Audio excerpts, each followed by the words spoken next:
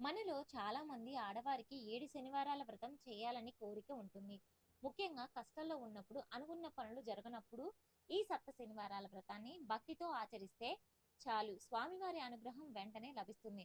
అయితే ఈ వ్రతాన్ని ఎలా ప్రారంభించాలో తెలియక చాలా మంది ఇబ్బంది పడుతూ ఉంటారు. ఎవరైతే 7 శనివారాల వ్రతాన్ని చేయాలనుకుంటారో అలాంటి వారు ముందుగానే కొన్ని నియమాలను తెలుసుకోవాలి. అప్పుడే మీరు చేసే వ్రతంలో ఎలాంటి తప్పులు లేకుండా ఉంటాయి. తద్వారా మీ కోరిక ఖచ్చితంగా నెరవేరుతుంది. కాబట్టి సప్త శనివారాల వ్రతానికి సంబంధించిన ముఖ్యమైన నియమాలను చేయకూడని తప్పులను గురించి ఇప్పుడు మనం ఈ వీడియోలో తెలుసుకుందాం. అందరూ జై హనుమాన్ అని కామెంట్ చేయండి. 7 శనివారాల వ్రతాన్ని చేయాలంటే శుక్లపక్షంలో వచ్చే శనివారం నాడు ఈ వ్రతాన్ని ప్రారంభిస్తే చాలా మంచిది. వరుసగా 7 శనివారాల పాటు భక్తి శ్రద్ధలతో ఈ వ్రతాన్ని ఆచరించాలి. మీ ఇంట్లో సూతకం వచ్చినప్పుడు లేదా నెలసరి ఉన్నప్పుడు ఆ వారాన్ని వ్రతాన్ని ఆపేసి తర్వాత వారం కొనసాగించుకోవచ్చు. ఈ వ్రతాన్ని తెల్లవారుజామునే బ్రహ్మ ముహూర్తంలో ఆచరిస్తే ఇంకా రెట్టింపు పుణ్య ఫలితం లభిస్తుంది. కాబట్టి ఈ వ్రతాన్ని ఆచరించే ఆడవారు 7 శనివారాల పాటు ఉదయాన్నే నిద్రలేచి ఇంట్లో దీపారాధన చేసుకోవాలి.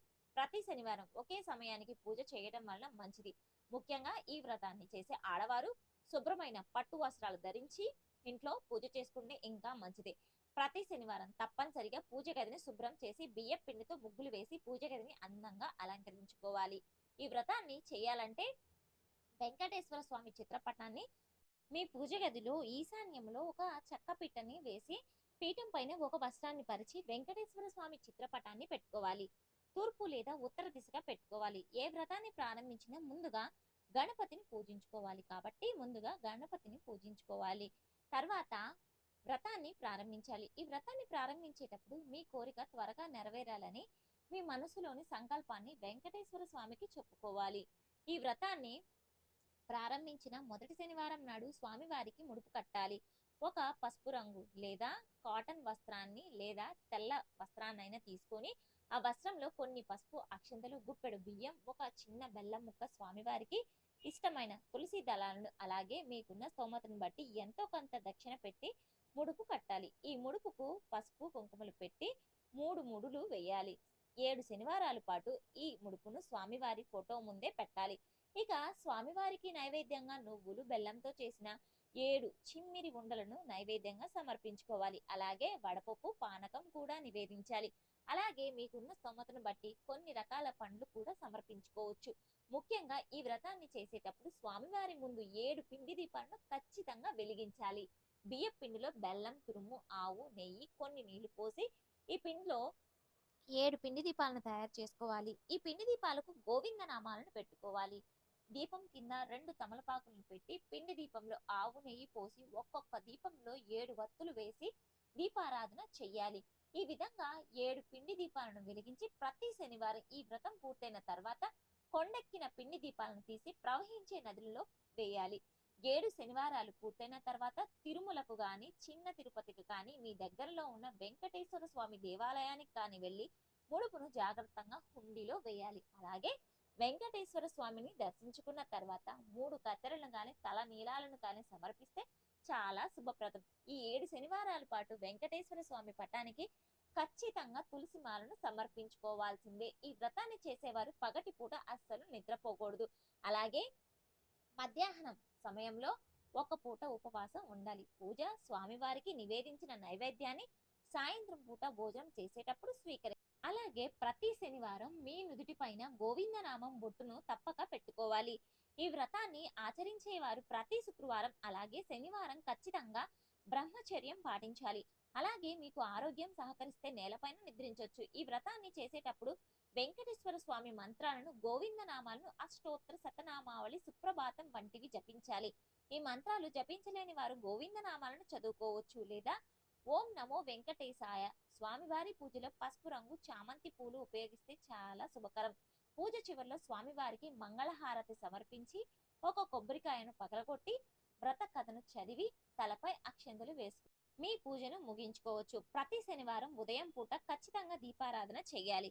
అయితే ఉదయాన్నే వ్రతం చేయలేని వారు సాయంత్రం 6 గంటలకు తర్వాత కూడా ఈ వ్రతాన్ని చేసుకోవచ్చు. ఒక్కొక్క శనివారం ఒక్కొక్క అతిథిని మీ ఇంటికి పిలిచి అరటి ఆకుపై భోజనం పెట్టుకోవచ్చు. ఇలా 7 శనివారాలు 7 అతిథులకు భోజనం పెట్టాలి. ప్రతి శనివారం 108 నామాలతో తులసి అర్చన చేస్తే ఇంకా మంచిది. ఈ వ్రతం చేసేటప్పుడు మీకు ఎలాంటి మంత్రాలు రాకపోయినా గోవింద నామాలు చదువుతూ అయినా వ్రతాన్ని ముగించుకోవచ్చు. అలాగే ప్రతి శనివారం పూజ పూర్తయిన తర్వాత వెంకటేశ్వర స్వామి వ్రత కథను తప్పకుండా చదవాలి. ప్రతి శనివారం ఉదయాన్నే పూజ చేసుకొని సాయంత్రం పూట కూడా పూజ గదిలో దీపం వెలిగించవచ్చు. అలాగే మీకు దగ్గరలో ఉన్న వెంకటేశ్వర స్వామి దేవాలయానికి వెళ్ళొచ్చు. ఈ వ్రతాన్ని చేసే ఆడవారు పొరపాటును కూడా జుట్టు విరబూసుకొని మాత్రం వ్రతం చేయకూడదు. చక్కగా జడ వేసుకొని పాపిట్లో కుంకుమ బొట్టు పెట్టుకొని కాళ్ళకు పసుపు రాసుకొని మెడలో నల్ల పూసలు వేసుకొని భక్తితో వ్రతాన్ని ప్రారంభించాలి. ఈ 7 శనివారాల వ్రతాన్ని భార్యాభర్తల్లో ఎవరు చేసినా లేదా ఇద్దరు కలిసి చేసిన ఫలితం సమానంగా లభిస్తుంది. ఈ వ్రతాన్ని ఆడవారే చేయాలన్న రూలేమీ లేదు. పురుషులు ఈ వ్రతాన్ని చేసిన చాలా మంచిది. మగవారు అయితే ఈ 7 శనివారాలు క్షవరం మరియు హెయిర్ కట్ అస్సలు కత్తిరించుకోకూడదు. గోరుల పొరపాటును కూడా కత్తిరించకూడదు. ఈ వ్రతాన్ని మగవారు ఆచరిస్తే 7 శనివారాలు ఎలాంటి ఆటంకాలు లేకుండా ఆచరించాలి. అదే స్త్రీలైతే ముఖ్యంగా 3 వారాల పాటు మధ్యలో ఆటంకాలు లేకుండా వ్రతాన్ని ఆచరించాలి. ఈ వ్రతాన్ని చేసేవారు శనివారం పూట బయట ఆహారం తినకూడదు. నేలపై కూర్చొని మాత్రమే భోజనం చేయాలి. ఉప్పు కారాలు తక్కువగా ఉన్న ఆహారాన్ని మాత్రమే స్వీకరించాలి. అలాగే ఈ వ్రతం చేసేవారు ప్రతి శనివారం ఉల్లిపాయ వెల్లుల్లిని తినకూడదు.